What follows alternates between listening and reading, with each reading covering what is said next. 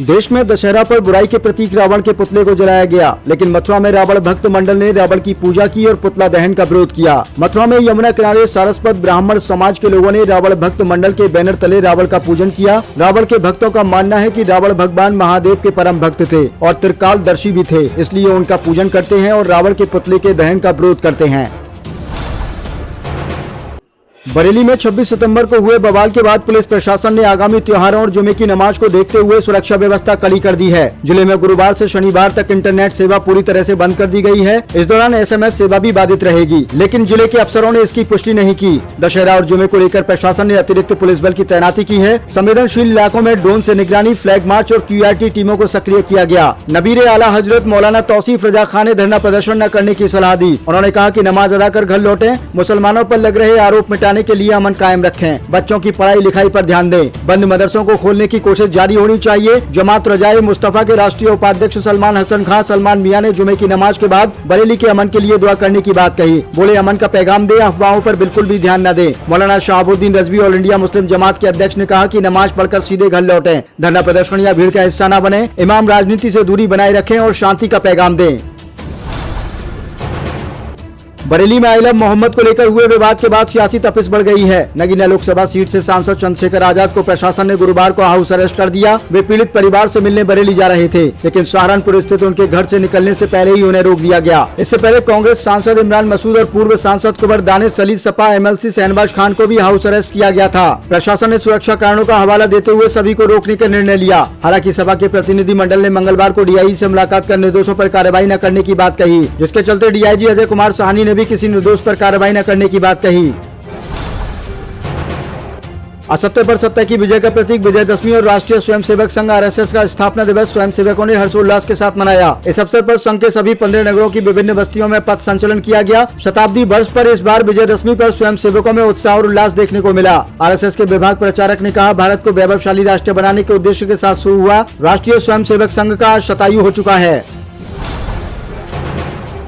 गांधी जयंती के अवसर पर बरेली जिले में कमिश्नरी प्रांगण और कलेक्ट्रेट परिसर में महात्मा गांधी और पूर्व प्रधानमंत्री लाल बहादुर शास्त्री के चित्रों पर पुष्पांजलि अर्पित की गई। मंडलायुक्त भूपेश S चौधरी ने ध्वजारोहण के बाद शहीद स्तंभ पर पुष्पांजलि अर्पित कर स्वतंत्रता संग्राम के शहीदों को याद किया। जिलाधिकारी अविनाश सिंह ने भी दोनों महानुभावों के चित्रों पर माल्यार्पण कर नमन किया। मंडलायुक्त भूपेंद्र S चौधरी ने अपने संबोधन में कहा कि गांधी जी बचपन से ही सत्य और ईमानदारी के मार्ग पर चलने वाले व्यक्ति थे। DM ने अपने संबोधन में कहा कि महात्मा गांधी और लाल बहादुर शास्त्री के जीवन और कार्य हम सभी को प्रेरणा देते हैं। जाति, संप्रदाय, भाषा और क्षेत्र की दीवारों से ऊपर उठकर राष्ट्रवाद अपनाना चाहिए। स्वदेशी अपनाकर देश की समृद्धि बढ़ाई जा सकती है।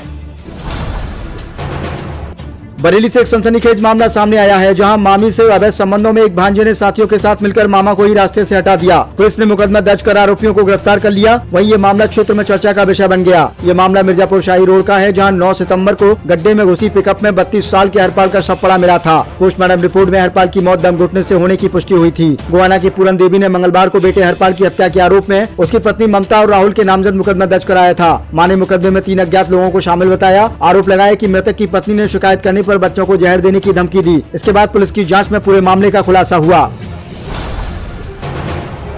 आगरा के खैरागढ़ थाना क्षेत्र के कुसियापुर गांव में दुर्गा प्रतिमा विसर्जन के दौरान बड़ा हादसा हो गया। उंटगन नदी में 11 लोग डूब गए, जिनमें से अब तक 2 युवकों के शव बरामद हो चुके हैं। वहीं बाकी की तलाश जारी है। घटना के समय स्थानीय ग्रामीण नदी में प्रतिमा विसर्जन कर रहे थे। अचानक गहरे पानी में लोग बहने लगे और देखते ही देखते चीख पुकार मच गई। मौके पर मौजूद लोगों ने 3 लड़कों को बाहर निकाल लिया, जिनमें से एक की हालत गंभीर है और उसका इलाज अस्पताल में जारी है। यूपी के संभल लोकसभा सीट से सपा सांसद जियाउर रहमान बर्क ने कहा कि आई लव मोहम्मद लिखना या पोस्टर लगाने से किसी की आस्था को ठेस नहीं पहुंचनी चाहिए। हम अल्लाह और मोहम्मद साहब से मोहब्बत करते हैं, इससे दूसरे धर्म के लोगों को दिक्कत क्यों है। सांसद ने अपने दीपा सराय स्थित आवास पर मीडिया से बातचीत के दौरान कहा कि बरेली में बुलडोजर की कार्रवाई करने की तैयारी है, जबकि यह कार्रवाई गलत है। सुप्रीम कोर्ट ने सख्त टिप्पणी की है, इसके बाद भी यूपी शासन पालन नहीं कर रहा। मध्य प्रदेश के खंडवा में दुर्गा प्रतिमा विसर्जन के दौरान ट्रैक्टर ट्रॉली तालाब में गिर गई। हादसे में 8 बच्चियों समेत 13 लोगों की मौत हो गई। करीब 20 से 25 लोगों के डूबने की जानकारी मिली है। पुलिस के मुताबिक घटना खंडवा के पंधाना के पास अरदला गांव की है। यहाँ देवी विसर्जन के लिए कच्चे पुल पर खड़ी ट्रैक्टर ट्रॉली तालाब में पलट गई, जिससे उसमें सवार सभी लोग पानी में जा गिरे। गुरुवार शाम 5 बजे हुई इस घटना के बाद JCB से रेस्क्यू शुरू किया गया। शाम 6 बजे तक 11 शव निकाले जा चुके थे। बाकी लोगों की तलाश की जा रही है। कांग्रेस नेता राहुल गांधी ने गुरुवार को कहा कि राष्ट्रीय स्वयंसेवक संघ आरएसएस और भाजपा की विचारधारा के मूल में कायरता है। इसके लिए उन्होंने विदेश मंत्री एस जयशंकर के 2023 में चीन को दिए गए बयान का हवाला दिया। राहुल ने कहा, अगर आप विदेश मंत्री के एक बयान पर गौर करें तो उन्होंने कहा था कि चीन हमसे कहीं ज्यादा शक्तिशाली है, हम उससे कैसे लड़ सकते हैं। इस विचारधारा के मूल में कायरता है। वे कमजोर लोगों को मारते हैं और ताकतवर लोगों से दूर भागते हैं। यही भाजपा आरएसएस का स्वभाव है। राहुल ने ये बात कोलंबिया की EIA यूनिवर्सिटी में the future is today conference में कही। वे साउथ अमेरिकी देशों के 10 दिन के दौरे पर हैं। कोलंबिया के अलावा राहुल ब्राजील, पेरू और चिली का भी दौरा करेंगे।